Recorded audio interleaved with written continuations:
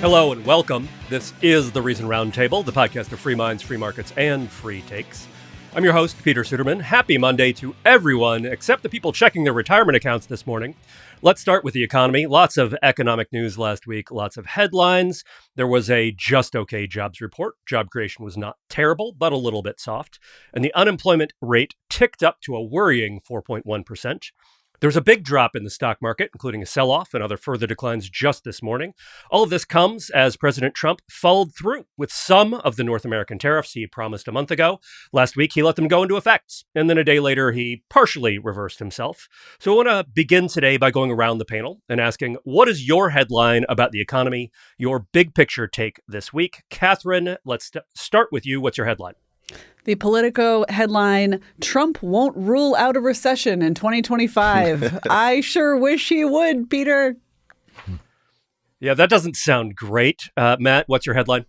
We are transitioning from a rules-based international order where America pretty much wrote the rules, benefited from them. People largely went along with it because it was good for them and they identify with American values. We're hurtling recklessly from that world to a new one that's more about might makes right. And what the hell is going to happen tomorrow? We're not really sure. And people are rightly suspicious of American values.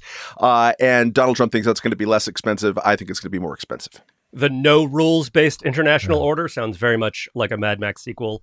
Or an Outback steakhouse. As I say, it's just right. Yeah. What's the What difference? Could go wrong? Nick, what's your headline? Mine is uncertainty freezes economic activity, and Trump is the king of uncertainty. That sounds just about right. My headline is, it's Trump's economy now, and we all have to live with it. That's our teaser this week. We have a great show lined up for you today. We're going to talk more about tariffs and the economy under President Trump. We're going to check in on Elon Musk and what is going on with DOGE. We have a listener question about home ownership, and we will look back on lessons learned or maybe not learned from the pandemic 5 years later. All that and more coming up right after this. Let's talk about March Madness. No, not NCAA March Madness that kicks off with selections next week. We're talking about March Tax Madness. Digging through your records and files, recognizing that you never received acknowledgement of a donation you made, now have to track it down. Did you know that Donors Trust can help alleviate your tax season headaches? With a donor-advised fund from Donors Trust, you can simplify your giving and maximize your tax savings. It's private, it's secure, and it's managed by a team that shares your belief in limited government. Not all donor-advised funds respect your libertarian principles.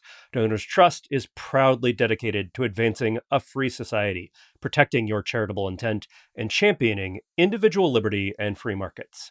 You can focus on making a difference, not managing paperwork. Donors Trust, it's your vision, your values, your impact. Go to donorstrust.org/reason to discover a better way to give. That's donorstrust.org/reason. So last week, Trump's long-threatened tariffs on Mexico and Canada went into effect. And then, as so often happens when Trump is president, they went into non-effect or partial non-effect, with Trump announcing a 1-month delay for goods that comply with USMCA, the trade deal that Trump negotiated during his first term. Here is what Trump said when he signed that delay. It basically makes it more fair for our car manufacturers during the short-term period before April 2nd. April 2nd is a little bit different. That will be much more significant. But during this interim period between now and April 2nd, this makes it much more favorable for our American car manufacturers. When I am watching Trump on tariffs, I sometimes think of those tech support guys whose solution to every problem is just to say, well, turn it off and then turn it on again. Trump's sort of that way about tariffs, right? His response to almost anything, or at least almost any economic problem, is just to say, turn the tariffs on and then turn them off again. Katherine, does Trump love tariffs like the way you love personality tests? Like, you can't help yourself sometimes, even when you know you should be doing something else, even when you know it's a bad idea? Yes, tariffs are exactly as scientific as the Myers-Briggs. And yet, Myers-Briggs test calls to me, as I've said before on this podcast, an ENTJ is who I am as a person, even though that's not a real thing. And Trump just can't stop trying to do the tariffs. He can't stop trying to make them make sense. they're not going to make sense at this point. And I'm trying to ship a print magazine this week. Like, we make this paper magazine and we send it out once a month. And we have already corrected and recorrected the line. The tariffs went into effect and then were withdrawn and then went into effect and then were withdrawn. Enough. Like, I can't keep doing this. We're either going to have to stop printing the magazine or Trump is going to have to make up his mind. Are there going to end up being tariffs on dead trees? Probably. There already are, because we have to buy our paper from Norway. I mean, the price of lumber is up 14.4% over the last calendar year, Peter. Maybe Finland? I can't remember where we Yeah, it's Finland. Sorry. Yeah. Finland. Apologies to the Finns and the Norwegians. Lumber and paper capital of the planet. Matt, there is a meme going around. So speaking of, like, Katherine's talking about how to make this make sense. And there's this meme that went around on Twitter amongst, like, sort of tariff-hating economists, which is just to say economists, over the last week, where it shows Trump flip-flopping between tariffs on and tariffs off. And when Trump says tariffs on, it's helping to create American jobs and boost American jobs. And when he says tariffs off, it's the art of the deal. He's just negotiating. And this meme seems kind of spot on to me. He is very inconsistent, as are his defenders. They will just say, well, it's good no matter what he does. Is there any kind of way to make sense of Trump's tariff manic streak? I mean, just that he likes tariffs and he's going to get them done. And he sees them as a tool for international everything. I mean, the number of justifications that he's had, rationales that he's had for the tariff with Canada, I think I lost count after 6. I mean, we don't have enough American banks that in the domestic market there. They're not paying enough for NATO. We have the very best forests. We don't need anything that they produce. A variety of different ways. We have our own dead trees. The actual reason is fentanyl somehow. And just it goes on and on and on. But it shows that he thinks that it's this incredible lever. And what he, I think, is underrating, or he's just flippant and doesn't care, is that the lever is used in such a way that the people on the receiving end of it are legitimately hurt. If you read and watch speeches over the last week, even Emmanuel Macron in France, various Trudeaus in Canada, and other opposition politicians with names that I can't pronounce, Donald Tusk in Poland, there's a lot of people who take these tariff increases as personal slights or national slights against their entire people. They feel like they can't trust America anymore. And they're sort of like trying to reach around saying, Americans, we still like you, but we can no longer rely on you in any way, shape, and form. And they're kind of rattled by it. I think Trump is, whether he is kind of articulating this in his own mind or not, and at some point I don't really care, he's using this as a way to just get out of the post-World War II order. Just, I don't like it anymore. It's a scam. America paid too much. We don't, that you say thank you, sir, to me for everything now, is the way that we're doing all kinds of diplomacy. So I think he just wants to do that. He wants to be able to have that lever, wants to get America out of those things. And in doing so, really like stomping on the accelerator, going from a high trust international context to a low trust one. And I think the consequences of that are going to be really, really, really bad. Yeah, the consequences are already happening. We saw a large drop in the stock market last week.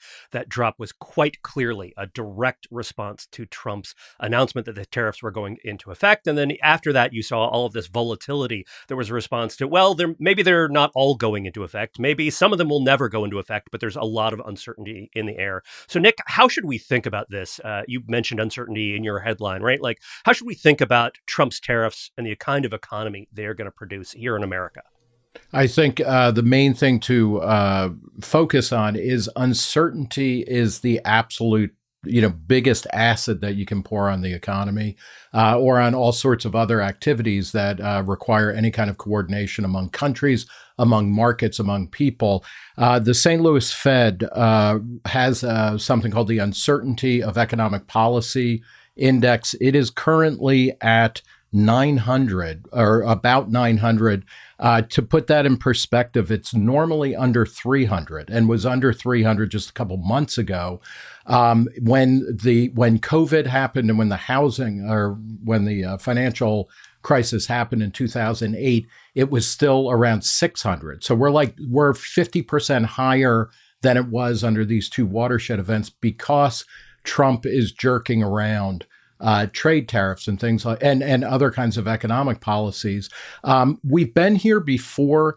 The reason why one of the major reasons why the recovery from the financial crisis in 2008 was so bad was the massive amount of uncertainty that had been injected into the system, first by Bush era TARP and bailouts, which muddied like whether or not the economy was going to be able to right size. But then especially under Obama's stimulus package, things like Dodd-Frank that got passed and Obamacare, where we just had this massive flood of money and then regulations that were unclear that made it impossible for investors or individuals to kind of plan their economic future. And it freezes everything up. That's what's happening now. And it's really bad. It would be, it would be better if Trump said, I'm going to put in these fucking shitty tariffs. I'm going to put in 250% tariffs on everything and actually stick with it than to constantly be going back and forth between things. It's just, bad certain policy is better than bad uncertain policy. And that's the world we're in. And that's Trump's economy. And he's going to be swallowing that for a while. And unfortunately, we're going to be cleaning it up, though. And even bad certain policy is still only 4 years of bad certain policy here. I think that's, the other piece of this. Like we talk a lot about how we shouldn't do things via executive order if we can avoid it. And this is why. Even if Trump went all in, put his giant tariffs in and never wavered, he can only serve one more term. So what happens after that? Well, part of that, though, is, that kind of both trust and multilateralism, it's built in little drops and it's squandered in buckets, right? Like you can't remake the world order or whatever the hell it is, just like by changing a presidency. People are going to lose their sense of trust. And there's plenty of things to criticize about said world order. And there's a reason why people have fallen out of love with it in America and everywhere else. And the people who've defended it have done a piss poor job over the years of like keeping in touch with democratic legitimacy as part of that. However, there isn't any sense of what replaces it besides, regional like power centers exercising their muscles in their own neighborhood. And that's not an easy thing to sort of rebuild or remake. And I don't think that Trump has really asserted much of a vision of what that looks like. So, you can have a different president, you can have a completely different take 4 years from now, but you're not ever going to have the same context again. Europe is changing really, really rapidly right now, this week, this day. Two things on that. One is, and we've talked about this in the past, if Trump articulated a vision of saying we are in the post-Pax Americana or America as sugar daddy era, we're past that and we're building a new world order that's going to be made up of different regional centers. If he articulated a vision and an intentionality to what he's doing, that would be better than what we have. But right now, Trump is starting to approach Marlon Brando in Apocalypse Now, where it's like you have no idea what he's going to say or do next, right? Like he's just, if blood sugar spikes or, if he's had too much or too little Diet Coke, he's going to come out and reverse everything he was just talking about and then act as if it's, like nothing has changed. And what's particularly bad is that, he has, in a really newly invigorated way, a whole kind of, amen corner or bully pulpit on Dennis Twitter Hopper's all the way and down. Media. Yeah, it's like he writes poetry. You don't understand, man. Yeah, he's he writes like poetry. He's thinking about your thoughts. So this is the problem. And again, it goes back to this uncertainty. And there's always a huge amount of contingency in everything all the time, everywhere in the world. But it's like, we need a little bit more vision and a little bit more kind of follow through, I think, on things. What drives me crazy about Trump's tariff and economic policy is that it is so internally incoherent and inconsistent.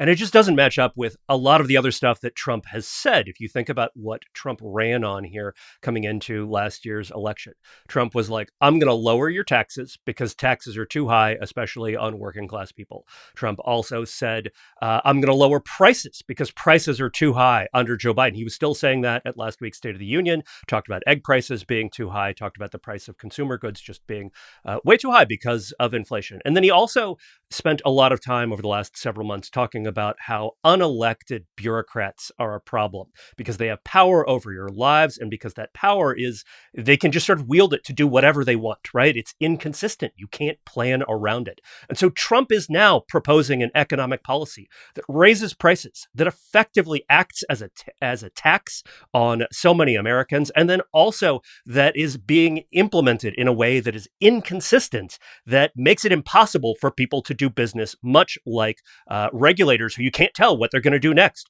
All of the regulatory uncertainty is very similar to the kind of economic uncertainty we are seeing with tariffs right now.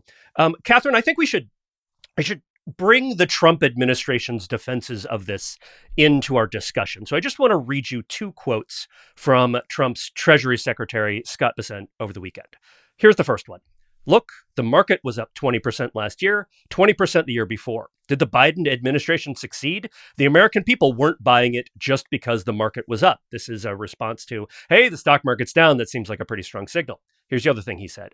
Also, the market and the economy have become hooked, become addicted to excessive government spending, and there's going to be a detox period. So my question for you is, are tariffs a reasonable response to the excessive spending and other foolish economic policies we saw under Joe Biden?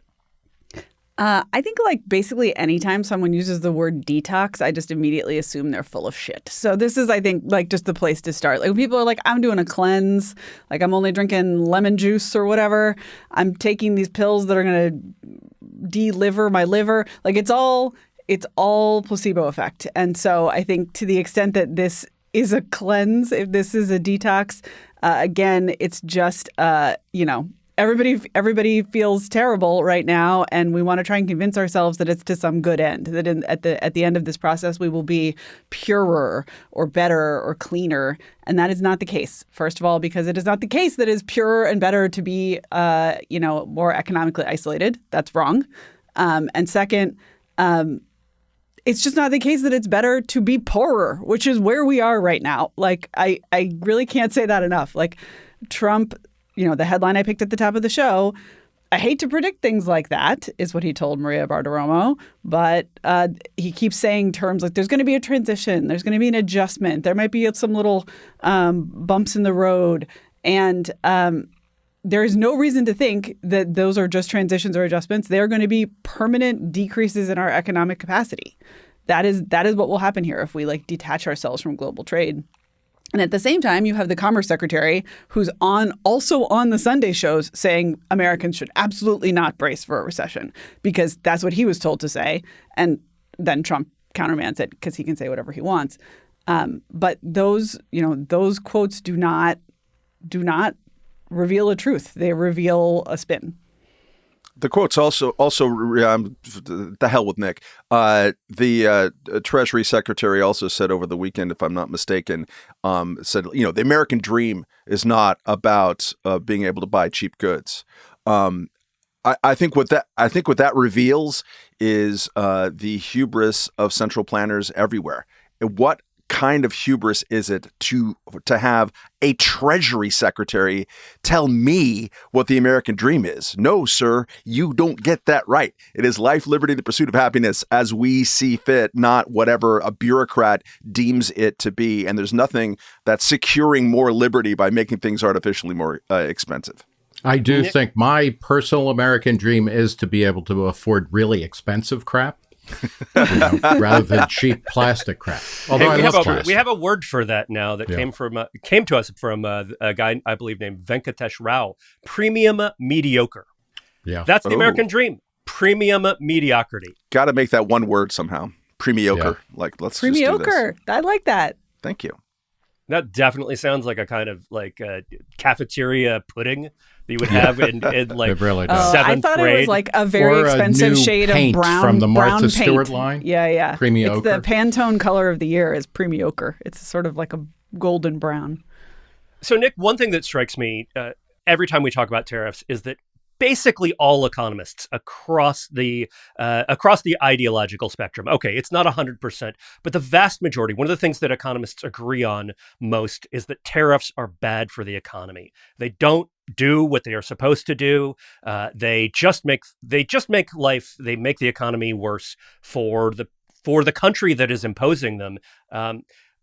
At the same time, if you look at polls, especially of kind of less news-focused, more independent voters, many of those folks seem to think, well, you know what? Tariffs are pretty good. They're protecting Americans. It's good to prop up American industry.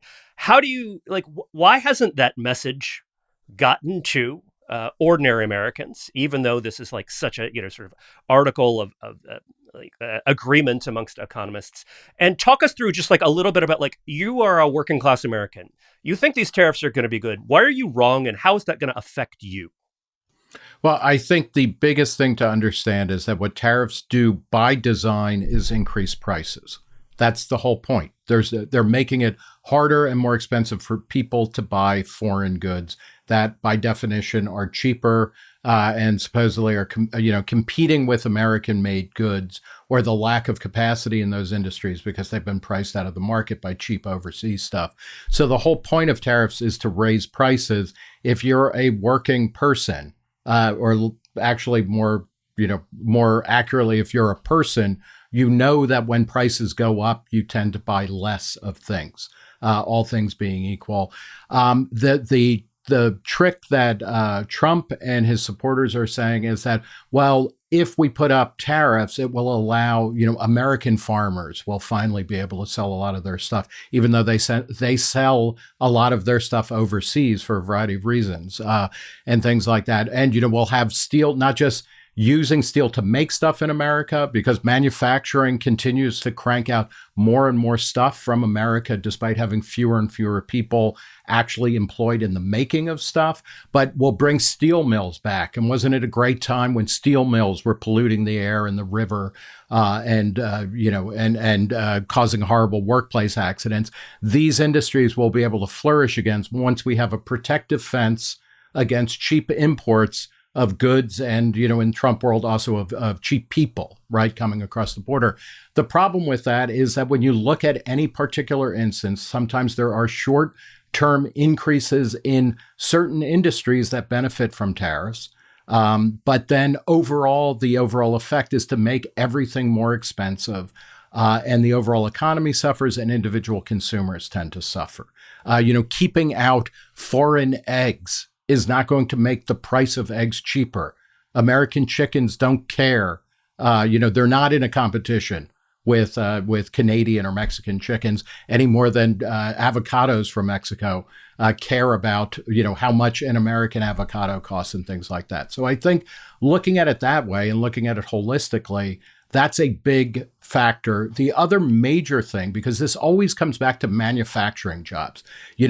People who came to America during the great wave of immigration from Europe in the late 19th century, early 20th century, they were leaving farms mostly. And it took them 1,000 years. This is my answer, my grandparents' story. It took them 1,000 years to get off of fucking farms, and they immediately came and worked in factories in big cities. That's where most immigrants ended up. And then within 50 years, they were like, I got to get out. I don't want my kid to be in a factory.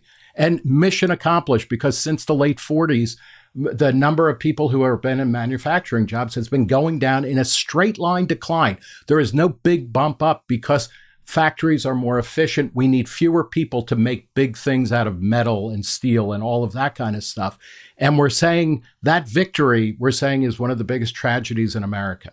Manufacturing jobs are not coming back to America. They were not particularly well-paying, and they were dangerous, and they were not things that factory workers didn't want their kids to be factory workers. We've achieved that American dream, and what we need to do now is to look at the places where the economy is flourishing and where it's going to be flourishing in a few years and start pumping our attention to that rather than trying to replay the economy of the past.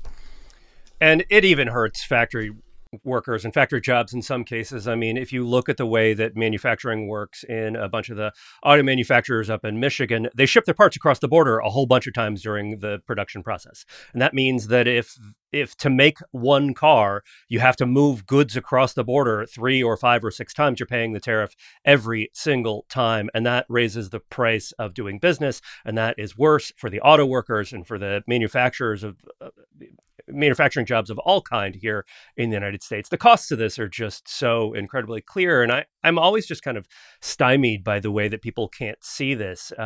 But part of it is what you were saying, Nick, is that we obsess over manufacturing jobs when most people end up working in service jobs. And the cost of this just ends up getting spread out to everyone. So this was true even in Trump's first term, where the tariffs were much less significant. There was an estimate from the Peterson Institute on International Economics that for every single job created or saved by Trump's steel tariffs, U.S. consumers and businesses paid more than $900,000 a year.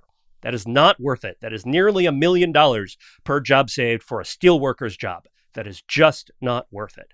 So something that listeners may suspect is that Katherine often demands when I'm editing pieces or when I'm writing pieces that everything needs to have a thesis. It's like it needs to have like a clear, like a tidy through line, like where it wraps everything up. And like this is the one big idea. And I think this segment should end with a thesis statement that is so succinct you can put it on a shirt. And in fact, someone has. Tariffs not only impose immense economic costs, but also fail to achieve their primary policy aims and foster political dysfunction along the way. Thank you, Scott Lincecum, for that. It just is true every single time. Okay, we're going to move on to our next segment, which is related. It's also about the economy. We're going to check in on DOGE, Elon Musk's Department of Government Efficiency. Katherine, you are the well-connected editor of a libertarian magazine.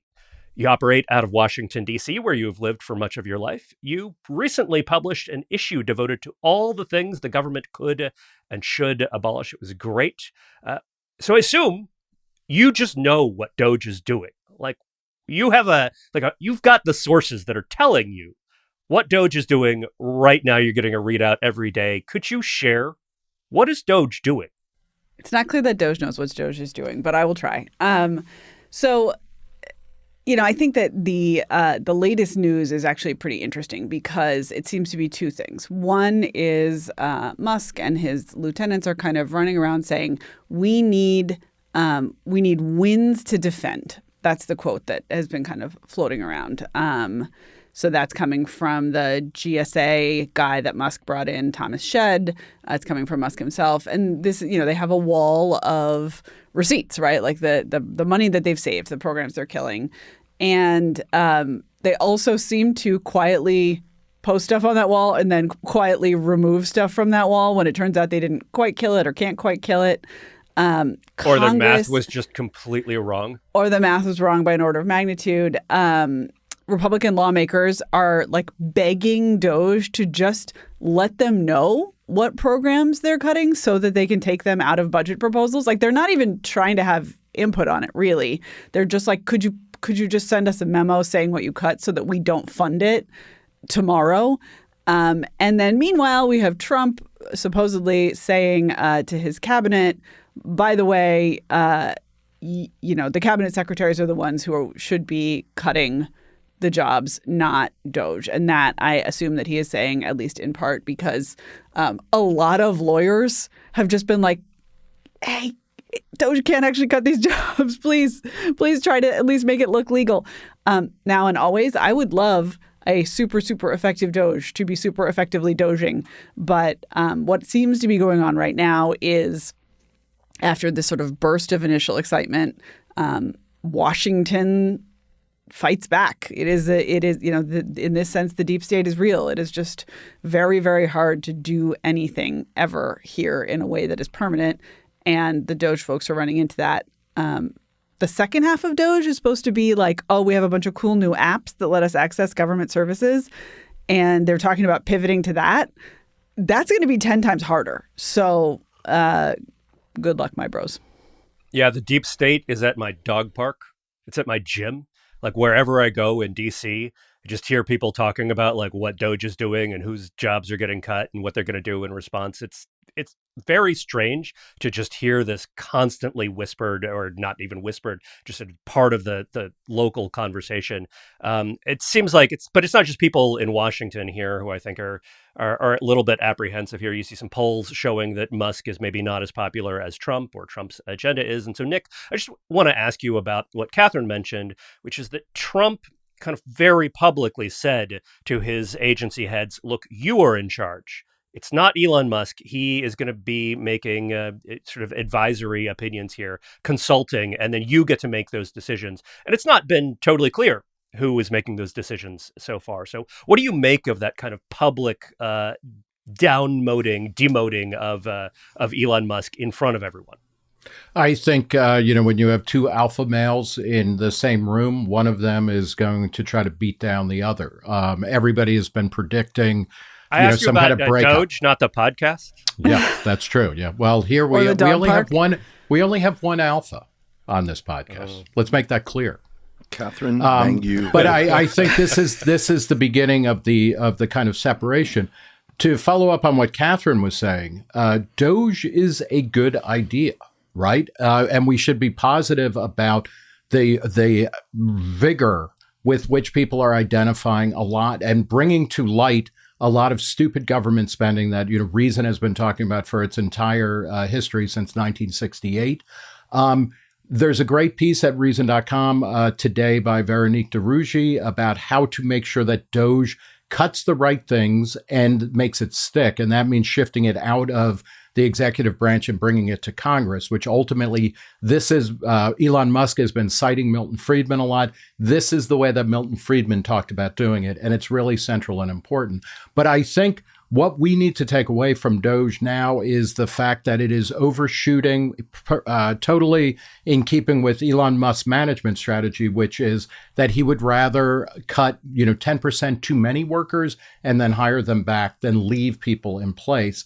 That works really well in the private sector when you control the company or it's a privately held company. It doesn't work as well in a political process because the amount of stakeholders or whatever you want to call them is much more vast. So I hope that we will see more authority go to the cabinet secretaries, but they're almost as bad as Congress in terms of completely, kind of throwing up their hands and not taking responsibility for what they need to be doing.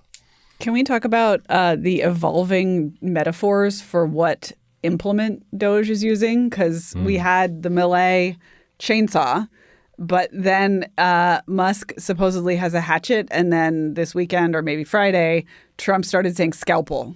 And I feel like maybe we need Matt to sort this out for us. Like, what are we? I don't see any problem with help us with the metaphor, Matt. It's going to be end with a play school plastic knife that doesn't actually cut anything. It's the knife that comes with the Easy Bake Oven now. Yeah. This just seems like the progression of weapons that you use when you're playing Doom, right? There's the chainsaw, there's the BFD, there's the shotgun. Except in this case, they just get smaller and smaller. I guess this means that the enemies are going to get like harder, like easier and easier to kill, or maybe the game is just going to get a little bit harder here.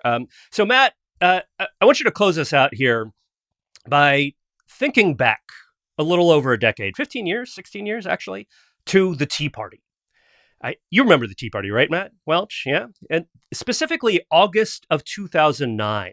The Tea Party erupted into all of these angry town halls. And this was the story of August 2009 in American politics because people were mad about Obamacare and to a lesser extent about the budget and about the budget deficit.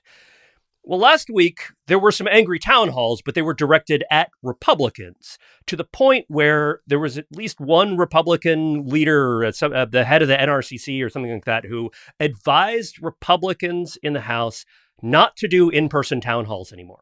Said, actually, don't go to these things. Don't hold them. They're only going to be bad for you. And Trump himself actually talked about this, said, it's just paid troublemakers.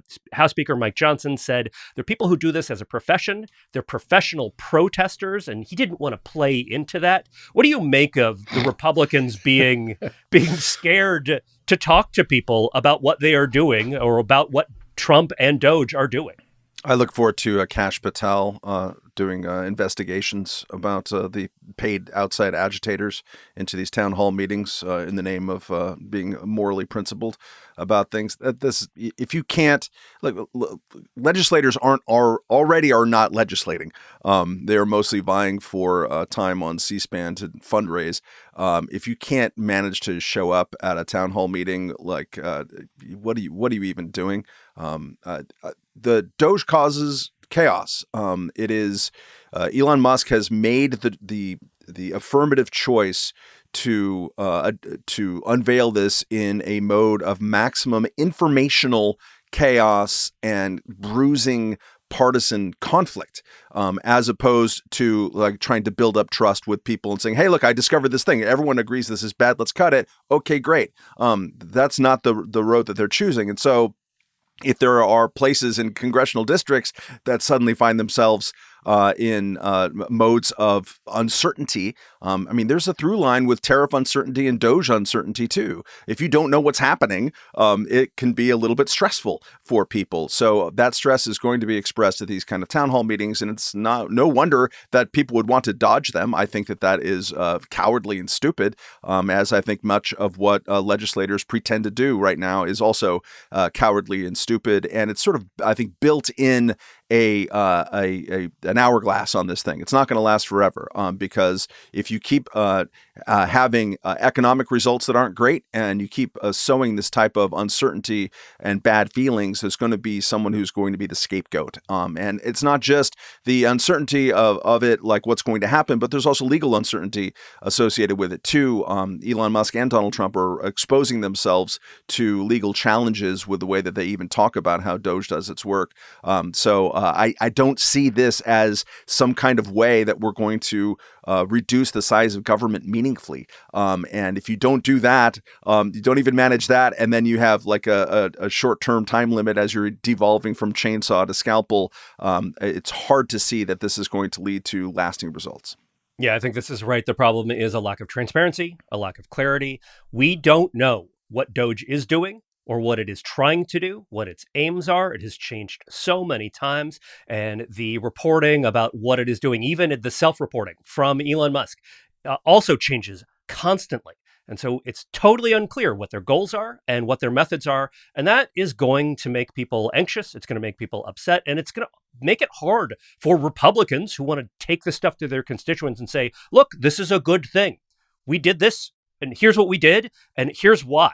They can't say that right now. They can't say, here's what we did and here's why, because they don't know what is being done. And that, I think, is the biggest problem with DOGE right now. It's not all of the jobs that it's trying to cut. It's not that it's going after, the precious USAID programs. The problem is that Elon Musk is not a reliable narrator for what DOGE is doing. And if you want to succeed in politics, especially with these big, hard things, you actually need to sell people on it. And they're not selling people on it because they're not telling people what they're doing.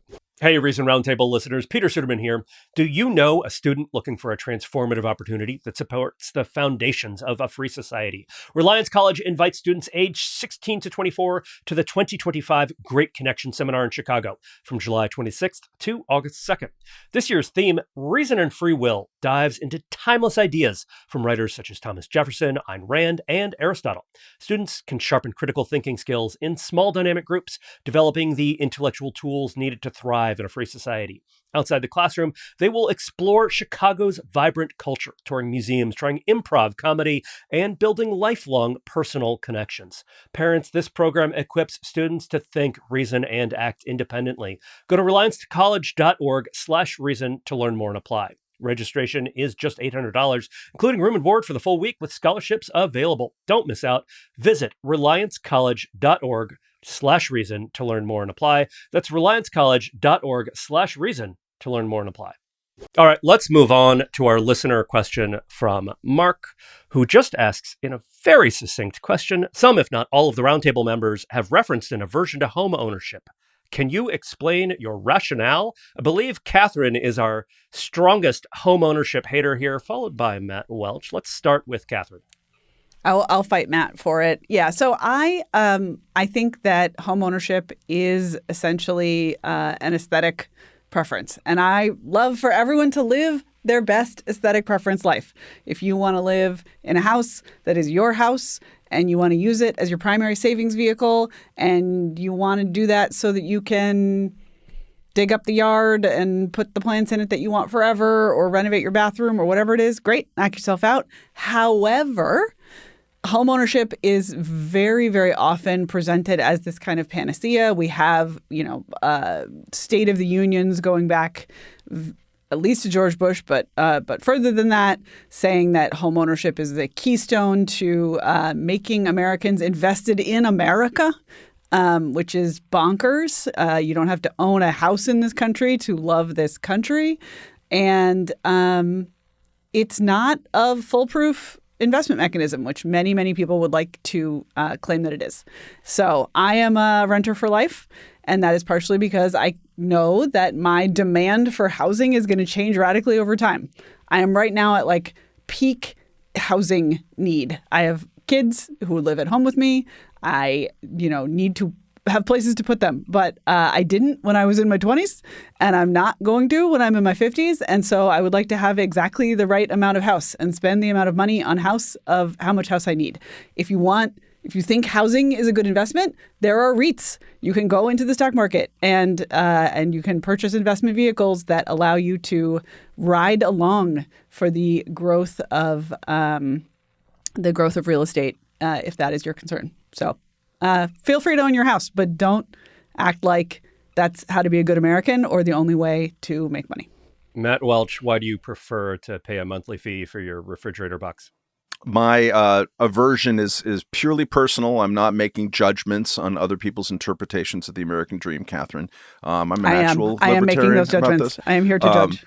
Matt tried to move to Cuba. I don't think he's a reliable arbiter of what the American dream is. As a spy, though. Just for the rum and the sandwiches? Unwitting spy, as always. No, I am a weird person. So, like, I haven't had a credit card for half my life. I've never made a car payment. So I have an aversion to debt to begin with, which is already strange. But also, home ownership is an invitation to have politicians tell you what you can and cannot do with your own property. That would drive me insane.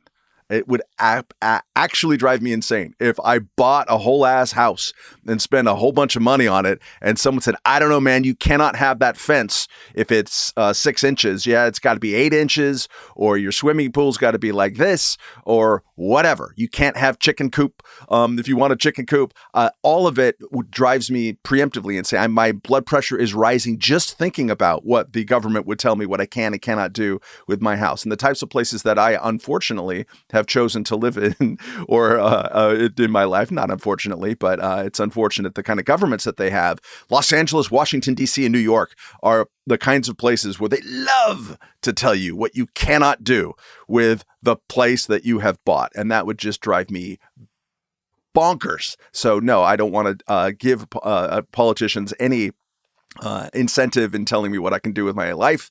And I want to have that mobility that Katherine mentioned before to change my mind and go somewhere else and not be at the whims of also the types of regulation that can change over time. You bought your house under this set of rules and politicians love to change those rules. No, I'm not going to do it. I bought and sold 4 houses in my lifetime. I hope I never own one again. And this, with Matt and Katherine, I kind of hate the equation of the American dream being that you own a house, because I know lots of people, including myself, who hated owning a house. It's kind of a guaranteed savings plan. In most parts of the country, it doesn't appreciate better than the stock market. It actually lags it over time and things like that. The housing, the mortgage interest deduction is one of the most awful tax expenditures in the federal budget, and in a lot of state budgets, you get perks for it. That's unfair. People who own houses should not be treated morally and economically differently than people who rent. People who rent are good, upstanding American citizens with their own dreams and all of that. But for me, on top of everything that Matt and Katherine said, it is like I really, really, really hate the upkeep and maintenance of a house.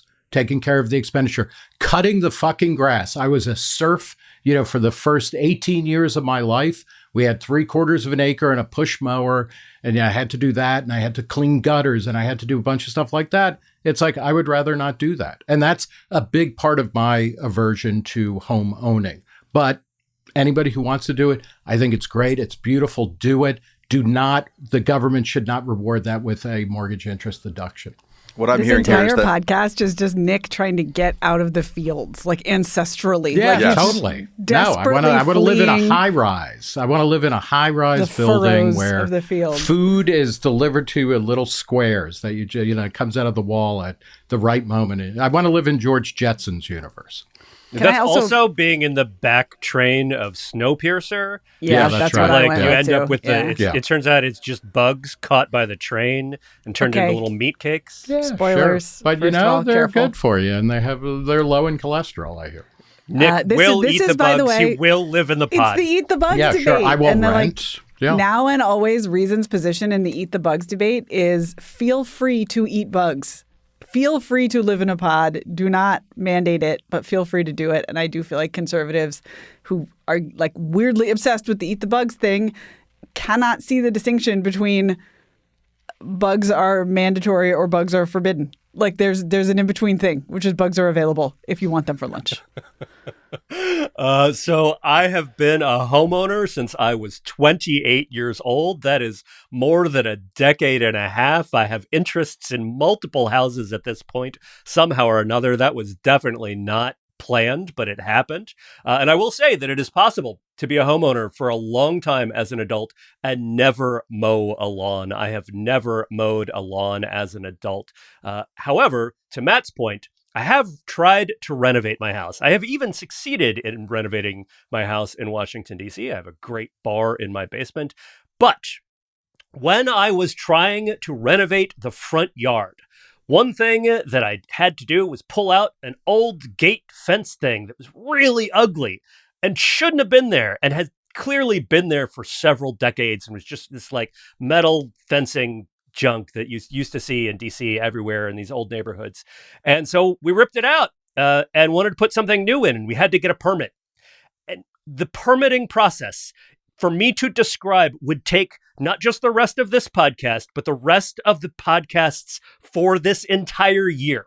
I still can't even describe what actually happened, except that every day we would go down to the office and talk to a new person who would give us a new set of information about what we needed to bring back the next day. And so we'd bring back the forms, and like my wife made custom drawings, like figured out how to do architectural drawings. Well, that guy just sent us back for something different. And finally, we talked to a friend who was a contractor in Washington, D.C., and our friend gave us a piece of advice that turned out to work.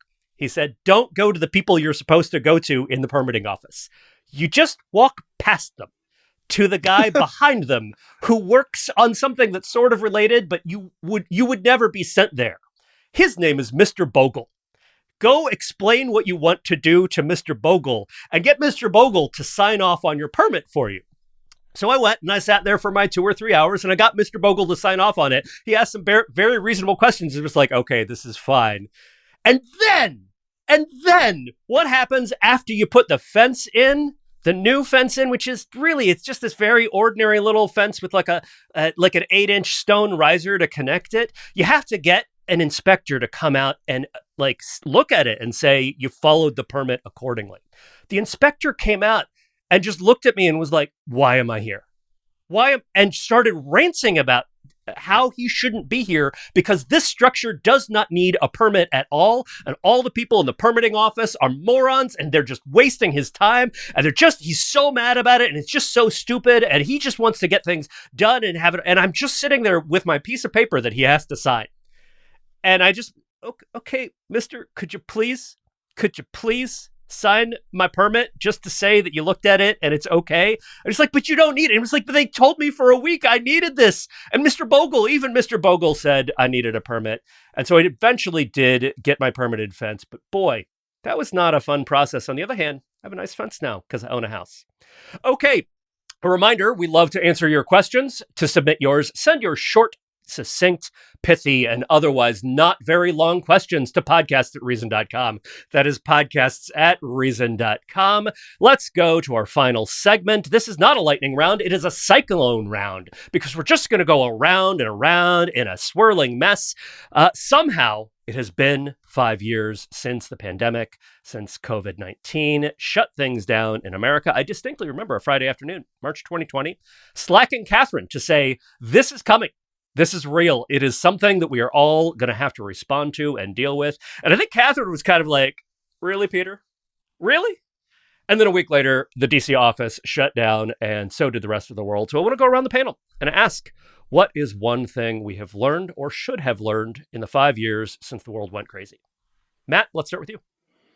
I remember walking out of my house most every day, but frequently during the lockdown period of the pandemic here in Brooklyn, and walking down the basic commercial corridor where I live, commercial street, and it was of course empty, and feeling this just profound all of body despair that I was not expecting. I'm a little bit of a shy person and claustrophobic. I don't like crowds, generally speaking, but I learned that I need that bustle as the background of my life. I absolutely depend on it for human thriving, and I think part of the excessiveness of lockdowns in every single way, especially schools, but in other ways as well.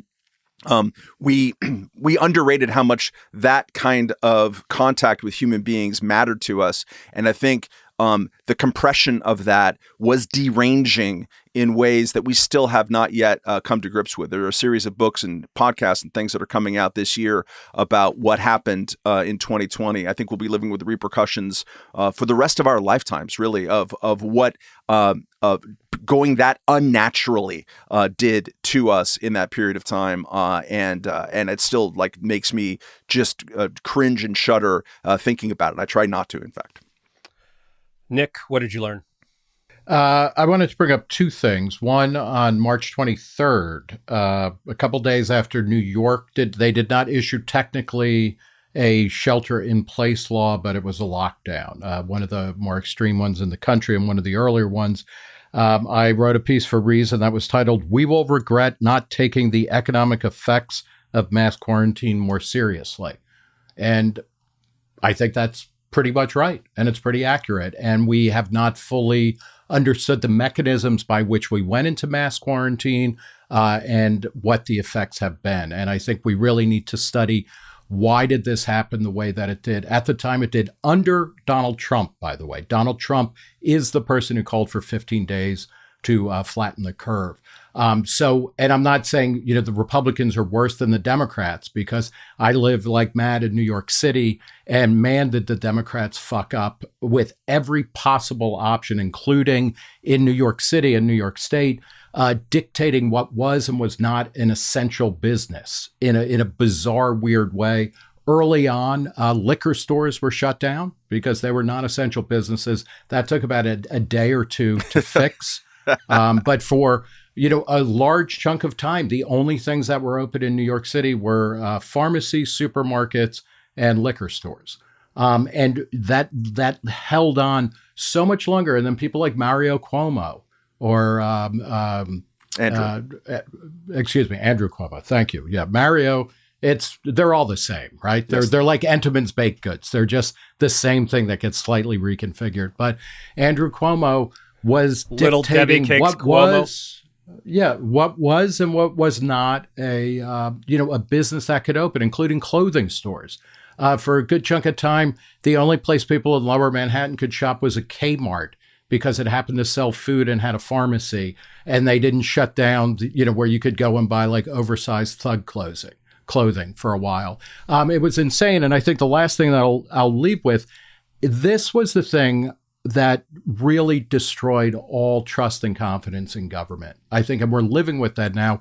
Over the weekend, I was talking to a couple of Gen Z guys I know, and they were describing being in college during the lockdown. My younger son was also in college. And like the amount of anger and disappointment and just disorientation coming from understanding that government at all levels, local, state, and federal, did not care about you really, and also did not know what they were doing, but would not tell you that they did not know what they were doing, and just kind of pursue these endlessly stupid, incompetent programs.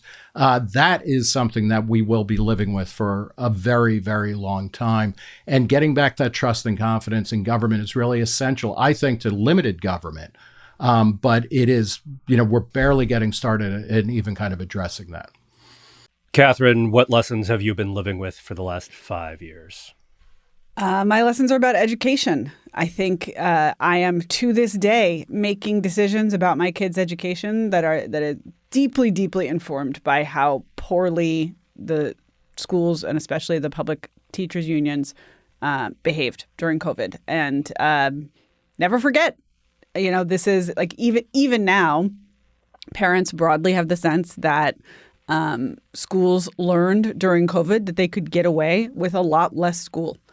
They just don't provide as many days, hours of education. They don't provide them in ways that are thoughtful about parents. They never did, but it's gotten worse, or at least it didn't fully recover. The learning losses are real, and they're spectacular. It's really, this is something that we are going to be dealing with for an entire generation. And I guess what I learned is to be extremely vigilant about the political risk posed by teachers unions and the public education monopoly. I can vouch for the fact that the learning losses are real. I've felt them in my own self for years now. My lesson is that totalizing solutions don't work. Your big, ambitious plan for radically remaking society, it's going to fail. Doesn't mean that nothing will happen. Doesn't mean that you can't make big changes rapidly and demand that everyone upend their lives in crazy ways and do a lot of damage in the process. But you will not achieve the goals you set out to achieve. And in fact, you will probably set off a long backlash that will empower some of the worst tendencies, the tendencies you say you oppose. Doesn't mean you can never do anything. Doesn't mean that society can never change or progress. But social evolution has to come from the bottom up. Revolutions cannot be imposed from the top down. Okay, that is all of our political discussion for this week. Let's talk about what we have been reading, watching, thinking about, consuming in the cultural arena. Katherine, let's start with you. I read Same Bed, Different Dreams. It's a novel by Ed Park, and it's a really delightfully weird kind of conspiracy theory powered book. It's David Foster Wallace-ish. It's Thomas Pynchon-ish. It's Kurt Vonnegut-ish. It's maybe what you would call a systems novel. There is a book within a book within a book, which is the secret history of the Korean provisional government, which may or may not really be a real thing. Absolutely nothing in this book has any kind of solidity or reality, and it is, for that reason, absolutely delightful to read. We have a large tech company employee who may or may not be the linchpin in a decades-long campaign involving both Kim Jong-il and Syngman Rhee to reunite Korea? ? We don't know. There's a bunch of assassins. Emma Goldman's in there. It's really a very good book. And if you enjoy feeling slightly adrift in a potentially fake history of the 20th century, Same Bed, Different Dreams by Ed Park. What if we just feel like that all the time already? Then this book will feel cozy and familiar. All right, Matt, what have you been reading, watching, etc.ing? I read a fine book called Rebels at Sea, Privateering in the American Revolution by the maritime historian Eric J. Dolan. I will take no snickering from the rest of the panel journey. When are you going to dress up like John Adams from 1776, Matt? I will never dress up as a Bostonian. Series Showtime taught us the correct thing to say about Bostonians for now and forevermore. This is a really interesting book. It's also corrective. Privateering was at this point the first state governments and then the continental government issued letters of marque and reprisal. That's a Ron Pauley type of name, and basically you had to pay a pretty huge deposit, get a boat together, hire some privateers, and you could go out, and if you saw a British ship anywhere, basically in the world, you could capture it and then take it home and sell it off, the goods, and then split it among your men. This was kind of a crazy way to deal with the fact that the Brits had the largest naval force in world history, kind of parked off of New Jersey and New York for most of the Revolutionary War. And it, for the most part, histories about the U.S. Navy have overstressed the naval role in the American Revolution, which wasn't all that great. It's basically that's where the U.S. Navy started. And so history belongs to the victors. The U.S. Navy became a big thing later on. And so they want to talk about that origin story. But the privateers, this is what happened when the Brits decided to issue a blockade against maritime activity. And people were pissed off in Boston and elsewhere, in New York, where there had been a ton of maritime activity beforehand. And so they're like, screw these guys. We're going to harass them on their trade routes, which then became politically very unpopular back home in England because it raised the price of doing shipping all over the world. And it also influenced the French coming into the Revolutionary War because it made it look like the Americans could successfully harass people. Just really interesting. It came out a couple years ago. Eric J. Dolan is the author, Rebels at Sea, Privateering in the American Revolution. It'll inspire you. Feels like maybe Elon Musk missed his calling. Like Elon Musk as an American revolutionary privateer. That's what we needed. We don't need him running DOGE. We needed that. That would be awesome. I mean, isn't he kind of a privateer for government agencies right now? Deep No. cuts. No. He's gonna end up being a privateer for the Space Force. Yes, when but we're not there all yet. Of this We're stuck in to the between. stars. Yeah. Speaking of people moving to the stars, I saw Mickey 17, the new science fiction movie starring Robert Pattinson from Bong Joon-ho, who is the Oscar-winning director of Parasite, movies like Snowpiercer, The Host. It is disappointing. I have really liked his previous films, but this one just doesn't come together. And I say that as somebody who admired the novel it's based on, Mickey 7. The story is about an expendable, a guy who gets sent along on a colony ship, and he's the guy whose job is to die. So they can just reprint him anytime they want to reprint him. And so they're like, well, let's find out what's in the atmosphere on this new planet. You go out there and breathe it in. And then he dies from a bunch of stuff, and they keep doing this, and they make a vaccine out of it, right? It's sort of useful to have on a colony ship when you're trying to set up a new human civilization on a planet that nobody's ever been on before. But of course he runs into some aliens, and they maybe have some thoughts about some of these things. Are they hostile? Are they not? They kind of look like giant tardigrades. Actually, it's pretty weird.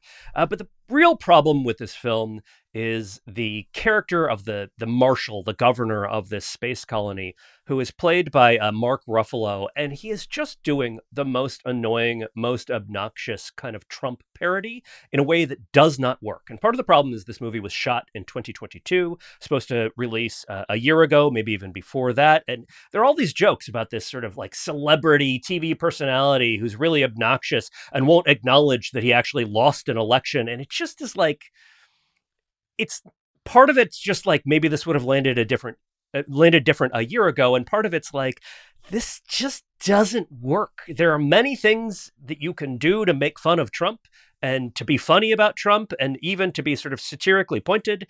And this is not one of them. And so sadly, I cannot recommend Mickey 17. Nick, let's finish off the cultural segment with you. No. Well, we talked a lot about uncertainty and especially chaos today. And what I watched over the weekend was the new Netflix documentary by Errol Morris called Chaos, the Manson Family Murders. It's based on the 30 years late book by Tom O'Neill of the same title that was co-written by Dan Peppenbring in order to finish the book. It is a Baroque Pynchon-esque conspiracy theory about the Manson family and MK Ultra, the secret government plan to use LSD and other psychedelics as mind control drugs. The book Chaos is phenomenal, not because it is true, but because it pulls together an entire social scene in Southern California and in Northern California, and things like MK Ultra and the hippie movement and the deep state in terms of surveilling countercultural groups, particularly anti-war and Black Power groups in the 60s. It's very imaginative that way. The documentary is an interesting representation of that, and it actually, I think, goes to show how thin the large conspiracy theory that Tom O'Neill is pushing actually is. But it is completely enjoyable, particularly if you have any interest in the ways that conspiracy theory thinking is increasingly structuring everyday life. And I think it is. I mean, we are now drawn to conspiracy type thinking or conspiracist thinking to explain everything, because we know deep down that there are many terrible bad actors in the world and in the government and in business and individual insane people and things like that. Nothing can simply happen, right? And then we start filling in the dots. And this is a great example of what happens when you get drawn into that, where you open a folder. Don DeLillo in his brilliant novel about Lee Harvey Oswald, Libra, it opens with the conceit of an FBI agent looking at all of the stuff that is in there. And at one point he says, when you open a folder and start putting stuff in it, you make connections that seem legitimate, but really aren't. That's where we're at. So I would highly recommend watching Chaos by Errol Morris, because it's about a great subculture. If you like this kind of stuff, Errol Morris is a brilliant filmmaker. And because Matt is on this podcast and he, for some bizarre reasons that defy human logic or emotion or taste, he loves the Beach Boys. The Beach Boys, of course, in the particularly Dennis Wilson, are implicated in all of this stuff. And this is what makes the Manson, murders so interesting, is that, like the OJ stuff, they pull in all sorts of random people in legitimate ways, even if the larger point isn't proven. So I would... that's what I did. I watched Chaos because we live in chaos and we think like Tom O'Neill. Never so much of that is that not to love the Beach Boys, Nick. I want to cease to exist, Matt, or I want the Beach Boys to cease to exist. The other thing, by the way, if people are interested in this, the great podcast, The History of Rock Music in 500 Songs, has a 3-part episode about the Beach Boys that leaned about Cease to Exist, that song. And there's a great 2019 2-parter about the Beach Boys that covers this ground from the excellent music podcast Disgraceland as well. So much of that conspiratorial style, some of it's sort of historical in America, and it's always been part of sort of modern America. But so much of that was exacerbated by the pandemic, and the conspiracy laced and conspiracy undergirded world that we live in now was in many ways not quite created by the pandemic, but certainly blown up and sort of made much more of our kind of political, cultural milieu by the pandemic. I agree with you completely. That poured gas on it. But, the great conspiracy in the political space over the past 20 years is really the Russiagate conspiracy, which was pushed by Democrats and by liberals in the media. No evidence for it, but the idea that Trump was actively colluding with, the Putin government and the Russian government in order to steal the 2016 election. That's a huge part of this. And it's meaningful that we have an actual conspiracy theorist in, the Trump administration. Robert F. Kennedy, there is not a conspiracy that he won't say, interesting, which is also what Elon Musk says, right? Every other tweet of Elon Musk is somebody talking about how, the Jews are behind everything or whatever. And he'll retweet it and say like, oh, interesting, or sounds about right. I mean, this is the world we're in, and we actually need to pull back from that because conspiracy thinking is ultimately crazy making.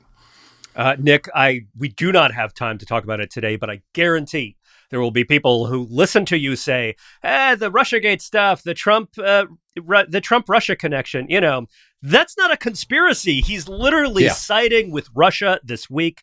We will have this discussion on another episode. My friend who lives in another town on the other side of the mountain saw the P-tape, and he said it was pretty gross, and then his children were abducted in Disneyland. I mean, the Russiagate is bullshit. I don't watch the Oscar shorts, so I wouldn't have seen it. All right, Nick, before we go, I do want to ask you, do we have anything to advertise here? Stuff coming up in New York, events? Yeah, and you can always go to reason.com/events for, the Soho Forum debates as well as Reason Speakeasies. We've got a speakeasy coming up on March 20th with Lee Stein and Julius Taranto, two young writers of great satirical novels. And we're going to be talking about whether or not satire is actually possible in today's America, keying off a very influential 1961 essay by Philip Roth in Commentary, who said, in 1961, the world was too crazy for writers to be able to actually engage it.